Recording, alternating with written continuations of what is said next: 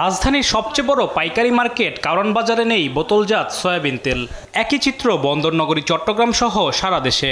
রমজান এলেই যেন সিন্ডিকেটের থাবা পড়ে নিত্যপণ্যের বাজারে। দেশে পর্যাপ্ত তেল মজুদ থাকলেও এমন হাহাকার প্রতিদিনের। কৃত্রিম সংকট সৃষ্টি করে সরবরাহ কমিয়ে দিয়েছে ব্যবসায়ী সিন্ডিকেট। এতে বোতলজাত সয়াবিন তেল কিনতে গুনতে হচ্ছে বাড়তি দাম।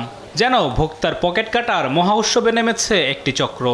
প্রথম রোজার থেকে তেল সম্পূর্ণ বাজারে ছিল না, বাজারে পুরো একটা পুরো হাউকাও লেগে গেছে, বাজার সিন্ডিকেট ছিল। তেল তো বাজারে নাই, সরকারের নিয়ন্ত্রণ করতে পারতেছে না কোনো জায়গায়। সব কোথায় যাবে, গুদামের ভিতরে বইরে রাখছে নাকি কোথায় রাখছে আমরা তো সাধারণ পাবলিক জানি না।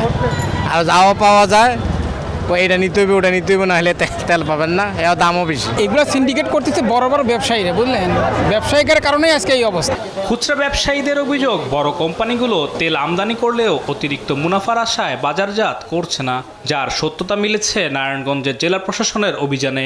লাইটার জাহাজে অবৈধভাবে তেল মজুদ রাখায় ৫ জনকে জেল জরিমানা করা হয়। দেশে ৪০টির বেশি তেল রিফাইনারি থাকলেও চালু আছে ৫-৬টি। তেলের বাজার নিয়ন্ত্রণে সরকারকে এসব পরিশোধনাগার চালুর পরামর্শ দেন ভোক্তা অধিদপ্তর মহাপরিচালক। একটা রিফাইনারি যদি রিপ্লেস করতে এখনই সিদ্ধান্ত নেয়